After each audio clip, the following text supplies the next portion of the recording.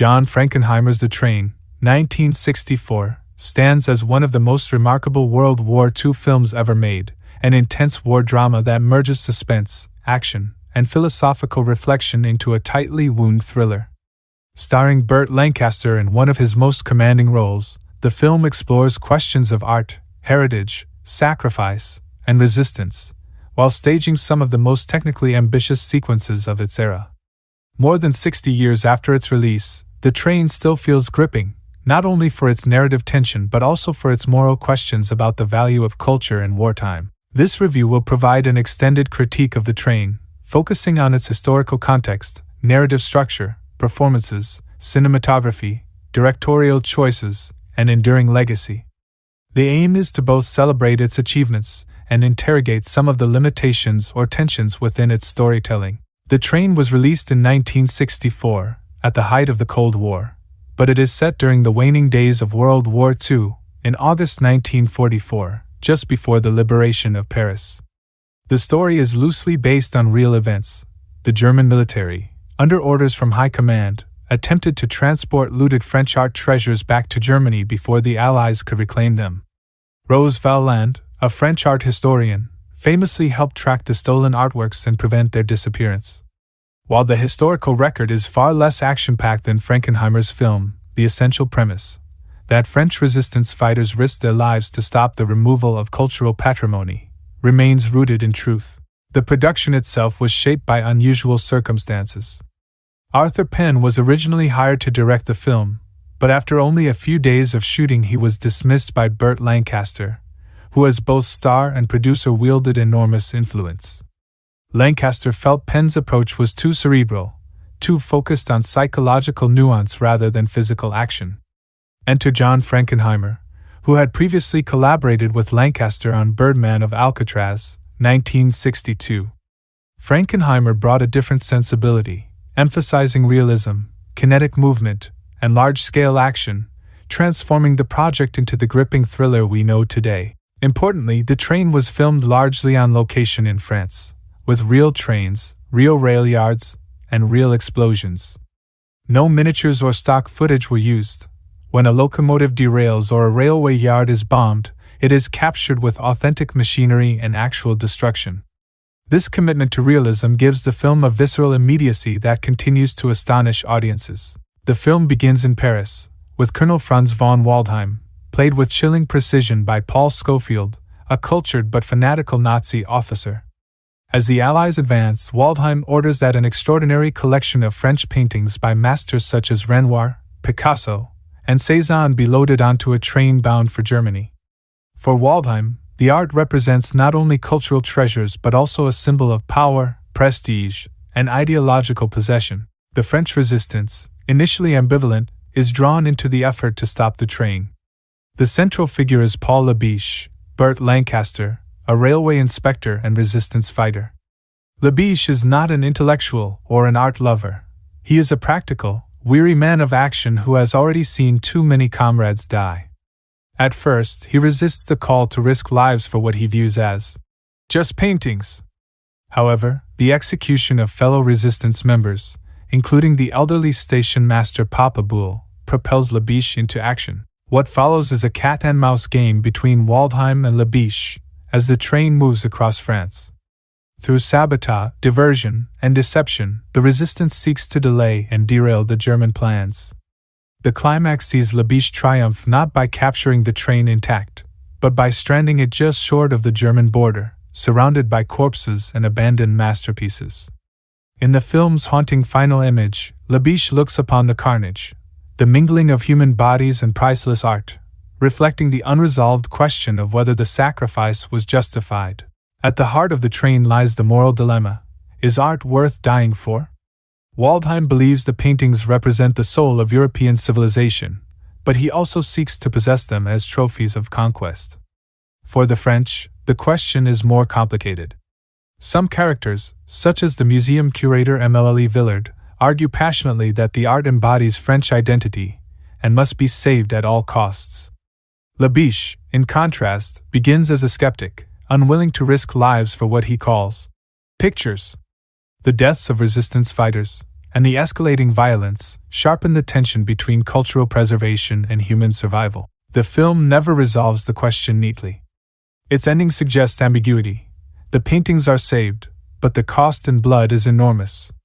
Frankenheimer resists sentimentality, leaving the audience to ponder whether heritage justifies sacrifice, or whether the Nazi obsession with possession contaminates even the noblest causes. Von Waldheim is portrayed as a man consumed by art, not out of love but out of ownership.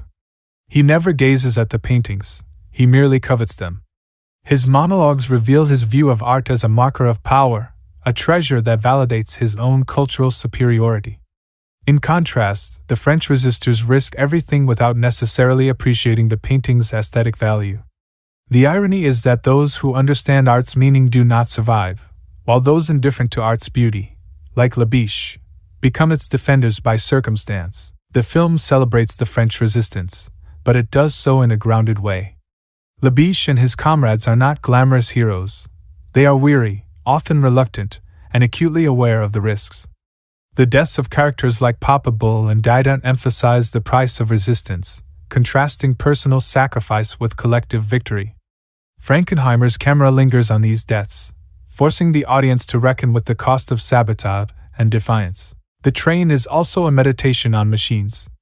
The locomotive becomes a character in itself, massive, powerful, and unstoppable, until human ingenuity intervenes. The use of actual trains underscores the industrial dimension of warfare. Machines serve both as tools of oppression and as instruments of liberation. In a sense, the conflict between Labiche and Waldheim is mediated through the steel and steam of the railway system. Frankenheimer's direction is one of the film's greatest strengths. His background in live television imbued him with a mastery of real-time tension and dynamic camera work, both of which define the train. Several elements stand out. Every stunt in the train feels real because it is real. Burt Lancaster, despite suffering a knee injury before filming, insisted on performing his own stunts. Scenes of him running along moving trains, climbing ladders, or narrowly escaping collisions add authenticity. The derailments and bombings were filmed with actual trains, giving the action an unrepeatable rawness. Modern CGI spectacles may be larger in scale, but rarely do they achieve the tangible weight of the train's physical destruction. By 1964, most major films had shifted to color, but Frankenheimer insisted on black and white, shot by cinematographer Jean Tournier. This choice enhances the film's gritty realism, emphasizing textures of metal, smoke, and rubble. The stark contrasts underscore the moral ambiguities, while also situating the film closer to documentary realism.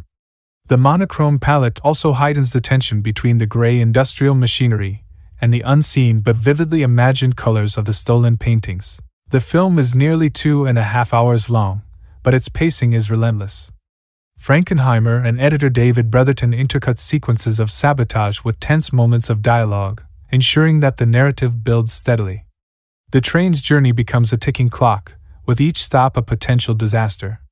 The editing is particularly sharp during action sequences, where multiple camera angles are used to capture explosions or crashes from intimate and wide perspectives. Maurice Jarre's score is understated compared to his other epics like Lawrence of Arabia.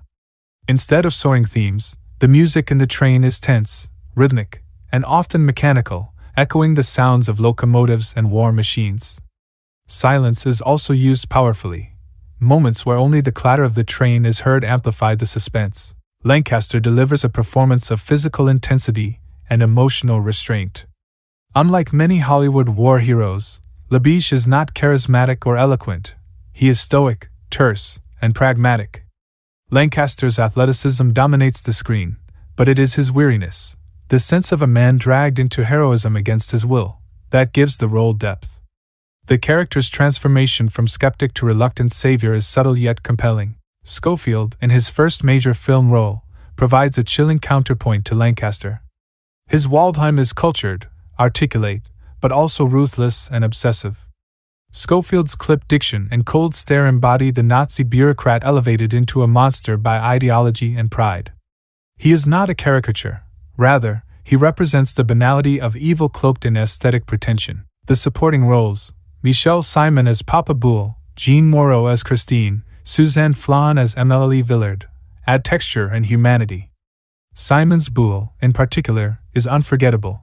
An old man who risks his life for a symbolic gesture of defiance, his death scene both tragic and inspiring.